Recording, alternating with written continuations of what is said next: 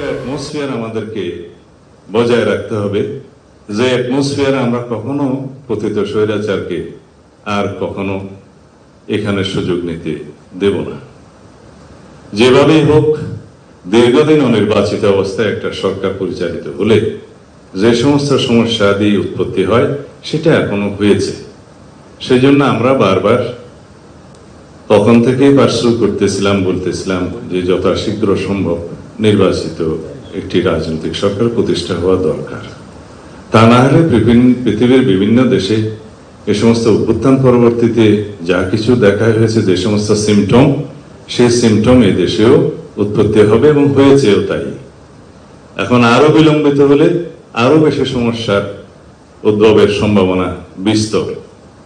জুলাই জাতীয় সনদ প্রণীত হয়েছে, প্রায় স্বাক্ষরের জন্য অপেক্ষায় আছি। এখানে যে সমস্ত বিষয়ে নোট অফ ডিসেন্ট দেয়া হয়েছে, সেই বিষয়গুলো নোট অফ ডিসেন্ট দেওয়ার জন্য তো মাননীয় উপদেষ্টা আপনি ঐক্যমত্য কমিশনের সকল রাজনৈতিক দলের সাথে আলোচনা করেছেন। যদি এখানে কোনো নোট অফ ডিসেন্ট নাই দেয়া হতো, কিছু কিছু বিষয় অনৈক্য নাই হতো, তাহলে জাতীয় ঐক্যমত্য কমিশন থেকে যে সমস্ত প্রস্তাব দেয়া হতো সবাই একমত হয়ে যেতাম, আর কোনো আলোচনার প্রয়োজন ছিল না। সমস্ত প্রস্তাবে যদি সবাই একমত হতো, আপনাদের আমরা, তাহলে দীর্ঘ এই 12 মাস পর্যন্ত আমাদের এই চর্চার প্রয়োজন হতো না মাননীয় উপদেষ্টা। আর সমস্ত প্রস্তাবগুলো যেগুলো আমার শ্রদ্ধেয় বদিউল আলম মজুমদার সাহেব দিয়েছেন আর কি, এগুলো সব কিতাবে মানায়, বাস্তবের সাথে সেটার অনেক কিছু মিল ছিল না, যেটা আলোচনায় দেখা গিয়েছে।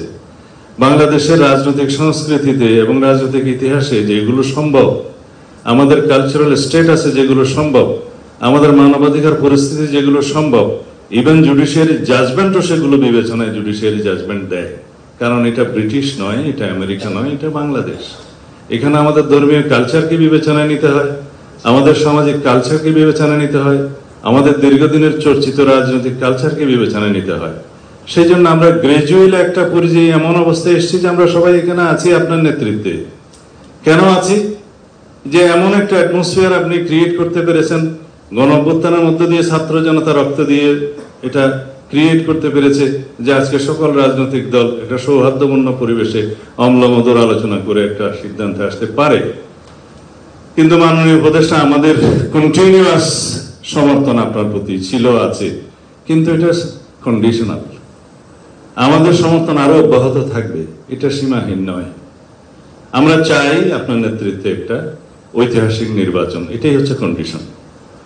আপনার প্রতি আমাদের সীমাহীন সমর্থন নয়, আমাদের সীমারেখা আছে। আমরা গণতান্ত্রিক উত্তরণের জন্য এই সীমারেখার মধ্যে আপনাকে সমর্থন দিচ্ছি। আপনি দয়া করে এটা অনুধাবন করার চেষ্টা করবেন। আজকে সচিবালয়ে যে সমস্ত নিয়োগ বদলি পদায়নের জন্য আপনি মন্ত্রী পরিষদ একটা ক্যাবিনেট কমিটি করে দিয়েছেন, এটার কোনো চর্চা নাই, এটার কোনো ট্রেডিশন নাই, এটা কোনো নিয়ম নয়। তারা যা করছে পদোন্নতি বা নিয়োগ বদলির মধ্যে, সেটা ওখানে একটা রাজত্ব সৃষ্টি হয়েছে, আপনি খোঁজ নেবেন। আমরা খুব অসন্তোষ প্রকাশ করছি। তাছাড়া অন্যান্য বিষয়ে যাতে বাংলাদেশের সকল অর্গানে ব্যালেন্স থাকে, সেটা আপনাকে চেষ্টা করতে হবে মাননীয় প্রধান উপদেষ্টা। আমরা চাই না প্রতিরক্ষা বাহিনীগুলোর মধ্যে কোন রকমের ভারসাম্যহীনতা নষ্ট হোক, আমরা সেটা এফোর্ড করতে পারবো না এই মুহূর্তে। আমরা চাই আপনার সাথে প্রতিরক্ষা বাহিনীর সুসম্পর্ক বজায় থাকুক, রাষ্ট্রে একটা ব্যালেন্সড অবস্থা থাকতে হবে। আমরা নির্বাচনকে সামনে রেখে কোন রকমের ঝুঁকির মধ্যে আমরা যেতে চাই না, যেতে পারবো না, সেটা আমরা এফোর্ড করতে পারবো না। পতিত স্বৈরাচার এবং তাদের দোসর একটি দেশ এই সুযোগ নেওয়ার জন্য বসে থাকবে। সুতরাং আমাদেরকে একদম অতি বিপ্লবী হলেও চলবে না, আমাদেরকে বাস্তবতার নিরিখে আমাদের পদক্ষেপটা দিতে হবে। আমি যারা নোট অফ ডিসেন্টের বিষয়ে কথা বলছে তাদের উদ্দেশ্যে বলছি যে নোট অফ ডিসেন্ট যেগুলো দেওয়া হয়েছে, এগুলোর স্বাধীনতা তো আপনারাই দিয়েছেন আলাপ আলোচনার মধ্যে দিয়ে, এবং এখানে আমরা একত্রিত হয়েছিলাম যে আমরা সবাই আলোচনা করব এভাবেই, যে আমরা মাননীয় প্রধান উপদেষ্টা প্রথম দিন থেকে যেটা বলেছে যে রাজনৈতিক দল সমূহ যে সমস্ত বিষয়ে ঐক্যমত্য পোষণ করতে পারবে সেগুলো সংকলিত হয়ে সে একটা জাতীয় সনদ হবে, এবং এই জাতীয় সনদটা পরবর্তী নির্বাচিত পার্লামেন্টে বাস্তবায়িত হবে। তার আগ পর্যন্ত এই সরকারের হাতে যেগুলো করার ক্ষমতা থাকবে অর্ডিন্যান্স জারির মধ্য দিয়ে বা নির্বাহী আদেশের মধ্য দিয়ে সেগুলো বাস্তবায়িত ইতিমধ্যেই হবে এবং হচ্ছে প্রতিনিয়ত। সুতরাং একটা সংসদ অতি অবশ্যই জরুরি সেগুলো বাস্তবায়নের জন্য। এখন কেউ বলছে এই সংসদকে কনস্টিটিউয়েন্ট পাওয়ার দিতে হবে, সেই জন্য অনেক কষ্ট করে একটা পদ্ধতি বের করেছে বহুদিনের মানে ব্রেইনস্টর্মিং এর মধ্য দিয়ে। সেটা কি হতে পারে? সোভারেইন অথরিটির ডিরাইভ করবে সোভারেইন অথরিটি থেকে সেই কনস্টিটিউয়েন্ট পাওয়ার, কিন্তু সেই পার্লামেন্টকে আমরা কনস্টিটিউয়েন্ট অ্যাসেম্বলি বলছি না, সাধারণ জাতীয় সংসদ নির্বাচন হচ্ছে সেটা, কিন্তু পাওয়ারটা থাকতেছে যদি আমরা একই সাথে গণভোটের মধ্য দিয়ে কনস্টিটিউয়েন্ট পাওয়ার যারা দিতে পারে আর্টিকেল 7 অনুসারে সেই জনগণের, তারা রিপাবলিকের সর্বময় ক্ষমতার মালিক, তাদের পক্ষ থেকে যখন সেটা কনসেন্ট আসবে তখন সেটা কনস্টিটিউয়েন্ট পাওয়ার হচ্ছে, এবং সেই কনস্টিটিউয়েন্ট পাওয়ার অনুবলে আমরা সেগুলো করতে বাধ্য হব। যারা পার্লামেন্টে যাবে তাদের উপরে ইম্পোজ করা হচ্ছে, কেউ এদিক থেকে নড়তে পারবে না। হ্যাঁ, সেই পার্লামেন্ট তার বাইরেও অনেক অ্যামেন্ডমেন্ট নিতে পারবে রাজনৈতিক অঙ্গীকার অনুসারে, জনমতের ভিত্তিতে, আলাপ আলোচনার মধ্যে দিয়ে, বাট এগুলো তাদেরকে অবশ্যই নিতে হবে। সেটা ওখানে হচ্ছে, এই প্রক্রিয়ায় আমরা গেলাম। এখন একটা জাতীয় সংসদ নির্বাচনের 4 মাস বাকি, তার মধ্যে 2 মাস আগে তফসিল ঘোষণা করতে হবে, তার আগে থাকে 1.5-2 মাস। সেই সময়ের মধ্যে আরেকটা বিশাল আয়োজন জাতীয় সংসদের মধ্যে আয়োজন করা মাননীয় উপদেষ্টা বাংলাদেশের প্রেক্ষিতে সেটা কতটুকু বাস্তবায়ন এবং ফলাফলে কি? সারা সমগ্র দেশের জনগণ সংস্কারের জন্য বসে আছে, সংস্কারের পক্ষে সমস্ত রাজনৈতিক দল, সংস্কারের পক্ষে, জাতি পক্ষে।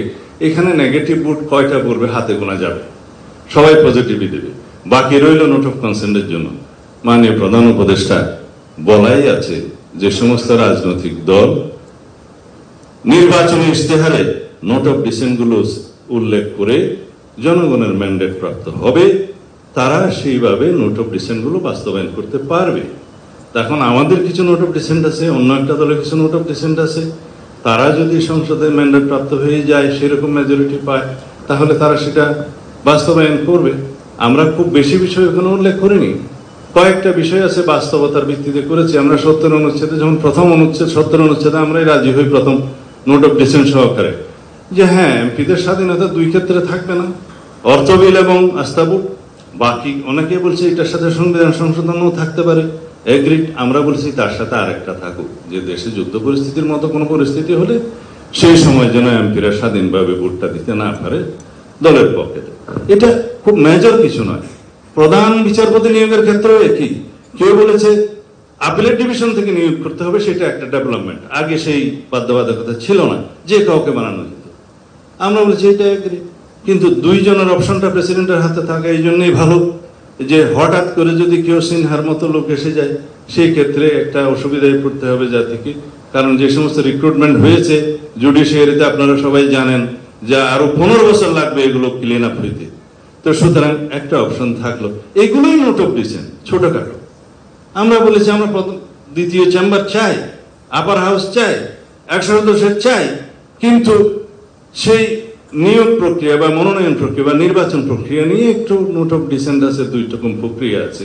এগুলোই সামান্য নোট অফ ডিসেন্ট। এখন যদি প্রতিটা প্রশ্ন গণভোটে আসে, সেই গণভোট একটা অসংখ্য প্রশ্নাবলীর একটা সংকলিত বই হয়ে যাবে, আর ব্যালট থাকবে না। সেই জন্য আমরা বলছি যে জাতীয় সনদটা যেভাবে প্রণীত হয়েছে আমরা সবাই সেভাবে স্বাক্ষর করি, করার পরে সেটা পাবলিশ হবে, ওয়েবসাইটে যাবে, সরকার পাবলিশ করবে, ইলেকশন কমিশন পাবলিশ করবে, সমস্ত নির্বাচিত দল, সমস্ত রাজনৈতিক দলগুলো তাদের ইশতেহারে দিবে, জনগণ অবহিত হবে। ইন টোটাল একটা গণভোট হবে যে এই জুলাই জাতীয় সনদের পক্ষে আপনারা আছেন কি না, হ্যাঁ অথবা না বলেন, ছোট্ট একটা ব্যালট, এই একটা মাত্র কোয়েশ্চেন। এখন যদি এই জুলাই মানে গণভোটটা যদি আগে হবে না পরে হবে, এটা তো ঘটনা একই। এটা তাল দপ করিয়া পড়িলেও না পড়িয়া দপ করিলেও কথাতে একই, এটা হ্যাঁ বলবে অথবা না বলবে। এখন যদি একই দিনে একটা ছোট্ট ব্যালটে গণভোট হয়, সেটা আমাদের জন্য সবচেয়ে সুবিধাজনক এবং আলাদা ব্যয়বহুল হবে না, আলাদা ম্যান পাওয়ার অ্যারেঞ্জমেন্ট করতে হবে না, আলাদা নির্বাচনী বাক্স হবে না, আলাদা বুথ চেম্বার হবে না, এবং সমস্ত জনবল হবে না, অনেক কিছুই হবে না আরেকটা নির্বাচনের মতো। আমরা মনে করি যারা আগে গণভোট অনুষ্ঠানের জন্য পার্শ্ব করছে, সেটা অবশ্যই তাদের অধিকার আছে, কিন্তু এটা কতটা যৌক্তিক আপনারা সবাই একটু চিন্তা করে দেখবেন। এবং আমরা মনে করি সেটা নির্বাচন বিলম্বিত করার একটা প্রয়াসও হয়তো বা হতে পারে, আমাদের কাছে তাই মনে হয়। তো সুতরাং আমরা একটা সমাধানে যাই, মাননীয় প্রধান উপদেষ্টা। আমরা আরো অনেক কিছু বিষয় এখানে বলতে পারতাম, কিন্তু আমি লিমিটেড থাকতে চাই। আজকে জুলাই জাতীয় সনদ স্বাক্ষরের অনুষ্ঠানকে কেন্দ্র করে আর অনেক বিষয়ে বলতে চাইলেও আজকে বলবো না, কিন্তু সার্বিক বিবেচনায় আমরা মনে করি আমরা আজকে ঐক্যবদ্ধ হয়েছি, সবাইকে নিয়ে আমরা একসাথে বসছি। আমাদের মধ্যে অনেক তর্ক বিতর্ক হয়েছে, অম্লমধুর অনেক তর্ক হয়েছে, শেষ পর্যন্ত আমরা একটা কনক্লুশনে আসতে পেরেছি এবং আমরা সেটা প্রণয়ন করেছি। আজকে এসে যদি আবার সকালবেলা যেভাবে শুনলাম যে অঙ্গীকারনামার ওই দফাটা থাকলে অমুক অমুক পার্টি স্বাক্ষর করবে না, তাহলে কি করতে হবে? এটা দফাওয়ার এই জায়গায় সব লিখতে হবে যে কি কি আছে নোট অফ ডিসেন্ট। ঠিক আছে, লিখুন। দফাওয়ারি জায়গার বিপরীতে যদি আপনি লিখতে চান, আপনার পৃষ্ঠা 40টা না হয়ে হয়তো 50টাতে উপনীত হবে, কারণ প্রত্যেকটার পিছে পিছে এক একটা প্যারাগ্রাফ আপনাকে একই কথাগুলো লিখতে হবে, কিন্তু অঙ্গীকারনামায় থাকলে সেটা লিখতে হতো না। সেকেন্ডলি আসলো গণভোট আগে না পরে, সেটা তো এখানে জুলাই জাতীয় সনদের অন্তর্ভুক্ত কোনো বিষয় নয়। জুলাই জাতীয় সনদ হচ্ছে একটা সনদ, সেটা স্বাক্ষরিত হবে। বাস্তবায়নের জন্য সুপারিশ যেটা করবেন সেটা জাতীয় ঐকমত্য পরিষদ কমিশন সরকারের কাছে রিকমেন্ডেশন দিবে যে এই প্রক্রিয়ার মধ্য দিয়ে এটা বাস্তবায়ন করা যায়। It is not part of the charter. July জাতীয় সনদের অংশ সেটা নয়। এটা নিয়ে আলাদাভাবে আপনারা কথা বলতে পারেন। তো বাকি রইল এখন আমরা কিভাবে জাতির সামনে এই জিনিসটা উপস্থাপন করতে পারি, সেটার বিষয়ে আপনারা যদি আমাদের এই সমস্ত আলাপ আলোচনার প্রেক্ষিতে সন্তুষ্ট না হন, মাননীয় প্রধান উপদেষ্টা আপনি আজকে বলতে পারেন যে আপনার সিদ্ধান্ত কি। আমরা সবসময় আপনার সিদ্ধান্তের প্রতি সবসময় শ্রদ্ধাশীল। আশা দর্শক, প্রধান উপদেষ্টার সভাপতিত্বে জাতীয় ঐকমত্য কমিশনের বৈঠকে এই মুহূর্তে কথা বলছিলেন বিএনপির নেতা সালাউদ্দিন আহমেদ। দেখছিলেন এর সরাসরি সম্প্রচার।